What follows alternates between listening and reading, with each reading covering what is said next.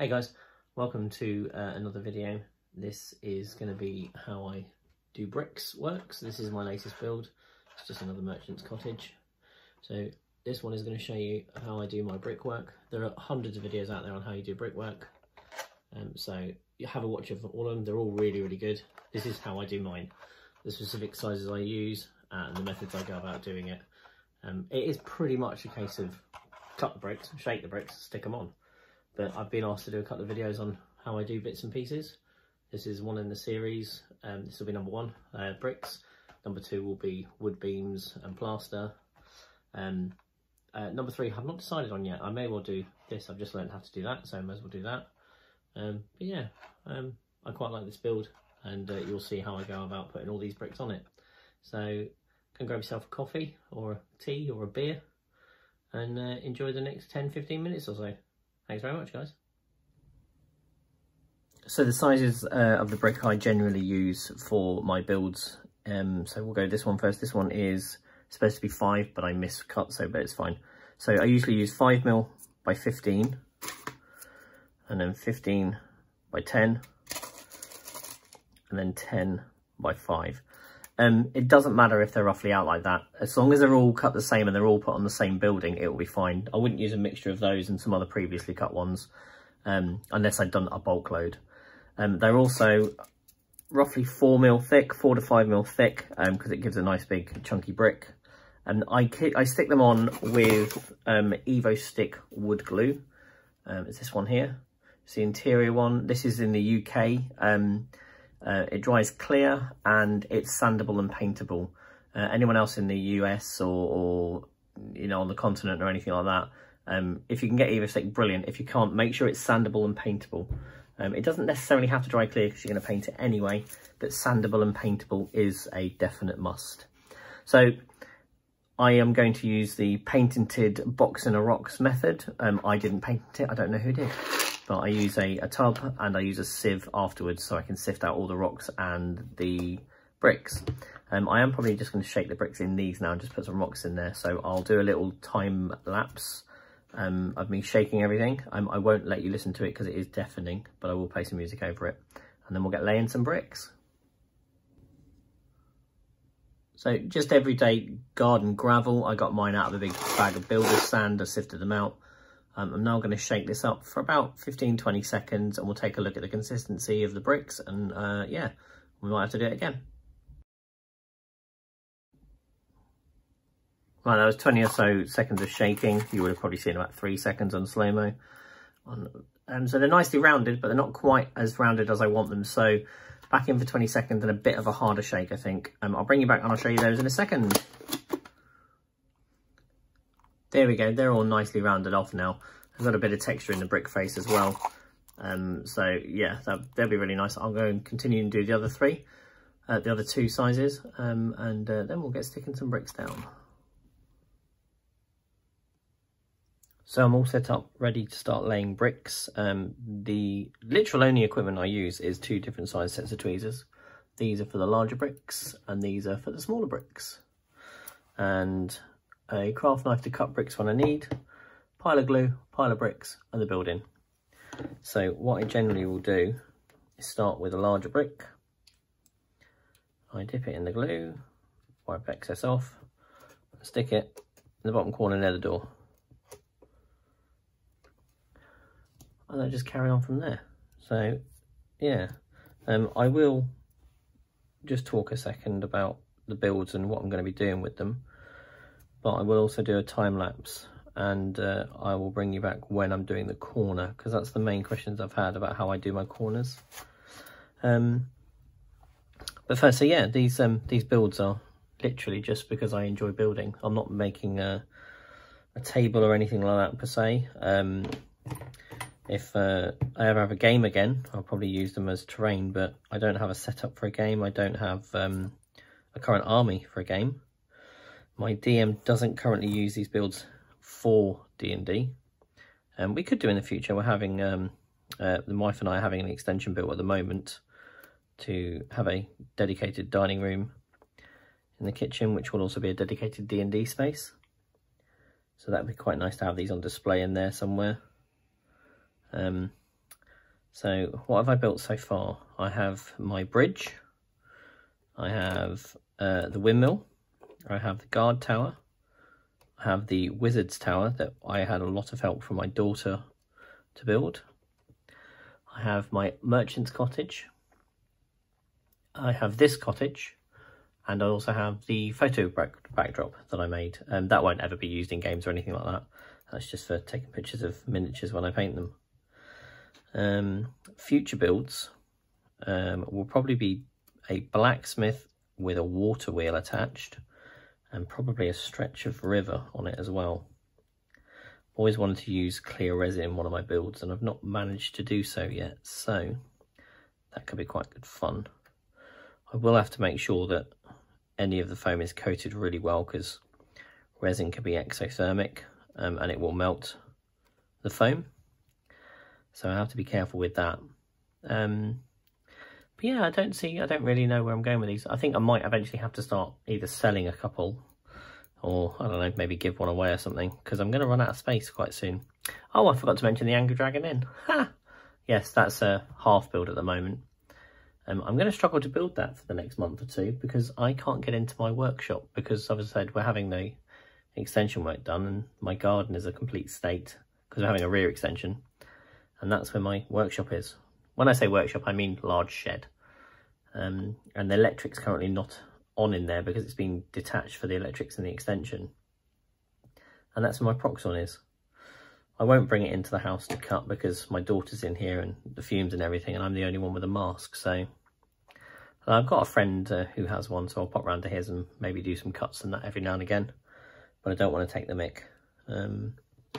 But the Angry Dragon Inn is definitely going to be finished.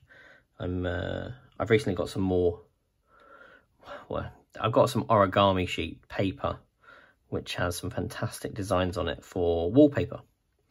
And I was looking for something suitable to go in the hallways, like a red for like stripes and stuff. And it does have some in there in the origami sheets.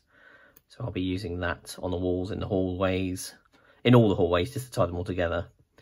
And I've got multiple other sheets for bedrooms and stuff. Some of the bedrooms will just have bare plaster walls, because they're going to be the cheaper rooms. Only the first floor will be the ones that are wallpapered, and the top floor will have bare plaster with bunk beds and stuff.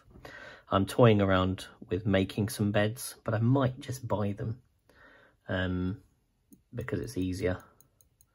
And I don't have to make everything, just the buildings themselves are pretty good, so I may as well just buy or get someone to 3D print them. That could also be fun. Right, I'll stop talking now. I'll do a time lapse of me laying some more bricks, and as soon as I get to this corner, I'm probably going to build this bit up here and a bit around, and I'll get to this corner and I'll bring you back and talk you through how I do that. It's pretty simple. Just a caveat, I'm not a stonemason. I have never been a stonemason, and the last time I did brickwork, it was atrocious. Actual bricks and mortar, it was atrocious. So any stonemasons out there, yes, I appreciate that it's not accurate, but it's a cottage in a fantasy setting. It's never going to be accurate. Right, I'll bring you back shortly with a time lapse, guys, if I don't wreck my models first.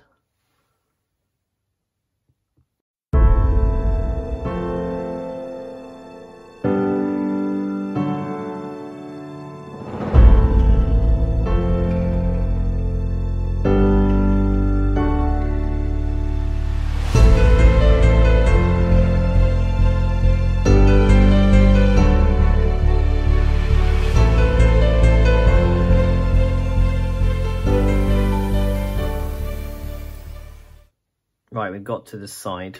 You can see I've done a little bit here. I will fill out these other bits with cut bricks later. Some of you more eagle-eye viewers will have noticed there's little gaps in the edges here. I'm going to push the bricks over a little bit there. What I do with those is I cut a really thin sliver off one of the bricks and just force it in, just to fill gaps basically. I've seen that done by stonemasons before in these old cottages, on videos that I've researched. But yeah, I'm going to now show you how I tackle the corners. You'll see that I've left some here empty. And if anybody can hear that, that's my wife blow drying her hair, so forgive me. And what I'll do is when I put the bricks on this side, I'll make some of them go longer here, so that you can see the edges coming out this side, and these ones are longer so you can see the edges coming out this side. You'll see what I mean in a minute. It just basically gives the look of not having cut bricks. It gives the look of having cut bricks and they're not cut bricks. So let's get some of these laid down on the first level. So because we've got this one coming up further here at the bottom, I'm going to put one to the edge here. So I'm going to put the same kind of type of brick.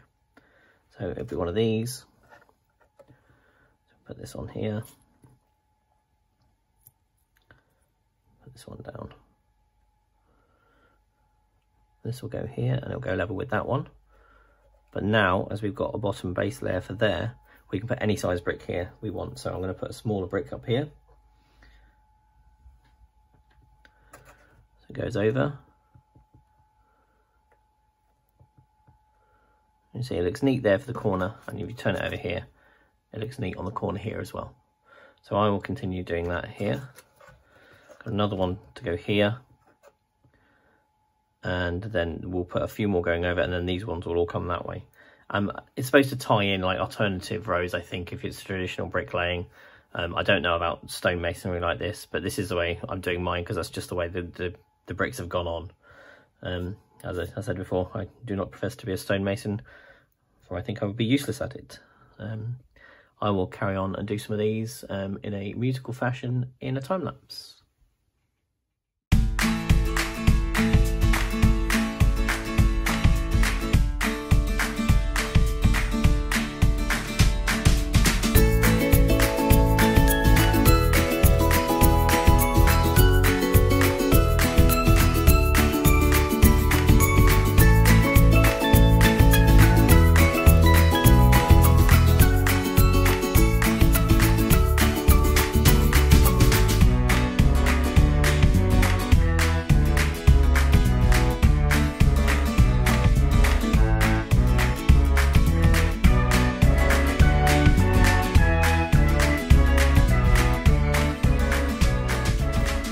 Right, as you can see, the bricks look really good on the corners.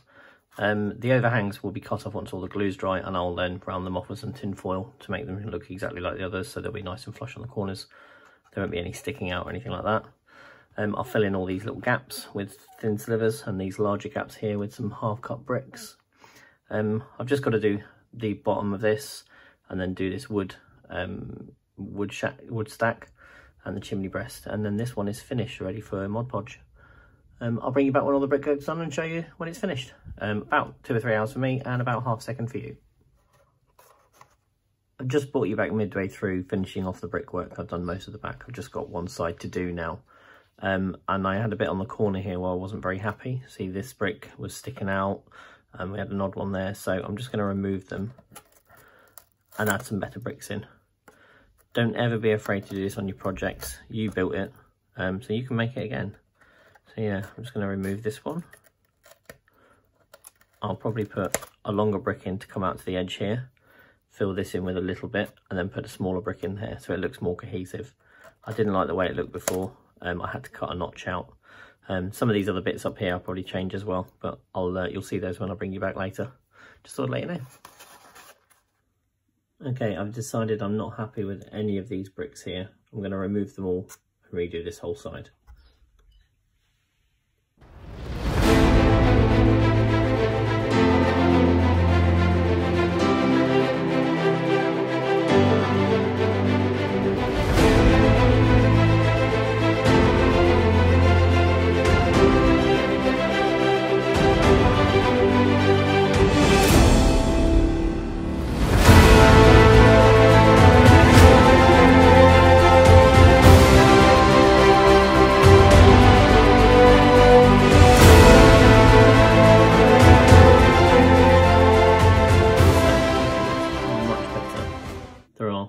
Gaps in the sides and everything, but I've filled those in once it's all dry with slivers of the foam. So I'm going to continue doing the rest. I'll bring you back when it's all done and I'll show you how I do the slivers.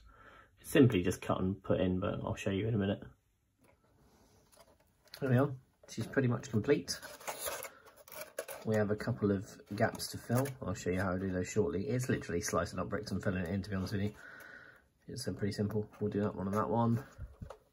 And these ones here. so I'll do this in a minute. I have put a little chimney on, bit of a little brick up there that's currently drying. But yeah, I'll fill this in. Now I'll show you how I do this. So let's use one of these 1, 2, 3 blocks. These are brilliant, by the way. If you don't have these and you're a crafter, I advise getting some. They're fantastic. 1, 2, 3 blocks or engineering blocks. I love them. So I'm not going to use them properly, of course. So you can see the little gaps in there. We just have to find a brick that is the same width. There we go. And what we'll do, apologies if I sniff, I've developed a sore throat and a cold since I started recording this. So we'll just cut a very small sliver, bear with me. There we go. Incredibly thin sliver. And literally, okay, it's too, oh, I'll get there in a second, guys. It's too thick, so I have to squish it down. The foam squishes down nicely. So let me slot that in.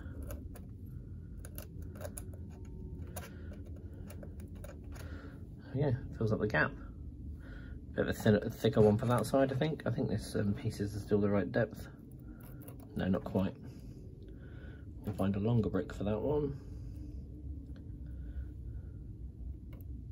That one will do, because when we squish it, it will get longer. Again, you can see in the corner here. There we go. I'm just cutting it ever so slightly.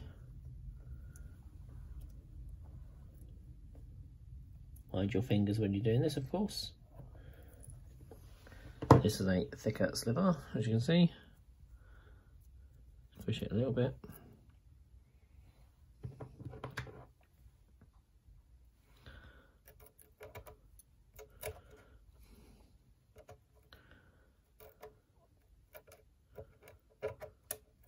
And feed it in.